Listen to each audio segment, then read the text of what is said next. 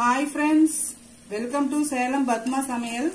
இன்னைக்கு நம்ம என்ன பார்க்க போறோம்னா இஞ்சி பக்கோடா. முதல்ல இஞ்சி பாத்தீங்கன்னா இந்த மாதிரி நான் 20 கிராம் இருக்கும். இது நம்ம விரல் சைஸ்க்கு இருந்தா போதும். இது வந்து நான் மிக்ஸியில போட்டு நல்லா கொஞ்சம் தண்ணி ஊத்தி நைஸா அரைச்சிட்டு வந்துடுறேன். பாருங்க, நான் மிக்சிங் பவுல் எடுத்திருக்கேன். ஃபர்ஸ்ட் இதுல 100 கிராம் அளவுக்கு அரிசி மாவு, அதே அளவுக்கு மைதா மாவு,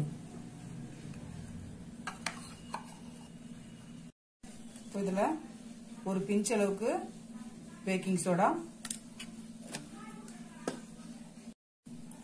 உப்பு தேவையான அளவு போட்டுக்கலாம். நான் வந்து 1/2 டீஸ்பூன் அளவு போடுறேன். உங்க டேஸ்ட்டுக்கு தகுந்த மாதிரி போட்டுக்கோங்க. இப்போ இதை நல்லா கலந்து விட்டுக்கிறேன்.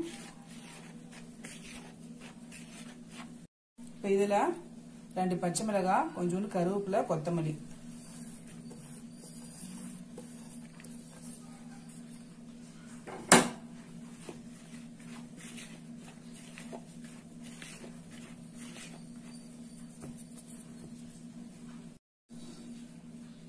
இதுல சூடு பண்ண எண்ணெய் ஒரு கரண்டி அளவு ஊத்துறேன்.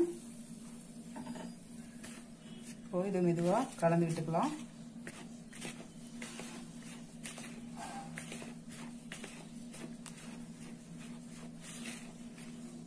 இப்போ இஞ்சி அரைச்சிருக்கீங்களா, அரைச்சி நான் வடிகட்டி வச்சிருக்கேன், அதை ஊத்திக்கலாம்.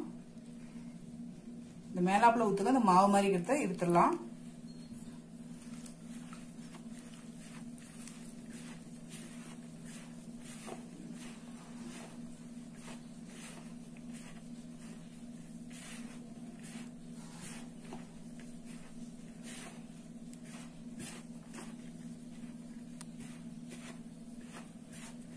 நல்லா இதை பெசரி விட்டுட்டு நான் பாதிக்கு மட்டும் தண்ணி கொஞ்சமா தெளிச்சுக்கிறேன். நீ நிறைய பண்ற மாதிரி இருந்தா கூட இந்த மாதிரி கலந்துட்டு கொஞ்சம் கொஞ்சமா எண்ணெய்க்கு போடுற அளவுக்கு நம்ம மிக்ஸ் பண்ணிக்கலாம். பாருங்க, இந்த அளவுக்கு மாவு இந்த மாதிரி கிள்ளி போற அளவுக்கு பேசணிக்கணும். ஆயில்ல போட்டுடலாம். பாருங்க, ஆயில் ஹீட் ஆயிடுச்சு. நம்ம இந்த மாவு எடுத்து கொஞ்சம் கொஞ்சமா கிள்ளி போட்டுக்கலாம்.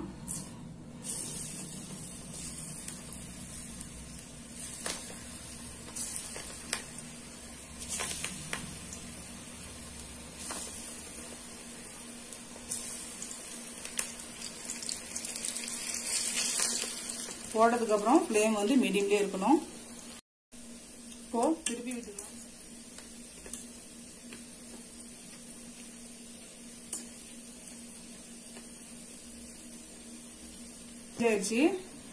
எடுத்துடலாம். அதுதாங்க நம்ம சூப்பரான இஞ்சி பக்கோடா ரெடிங்க.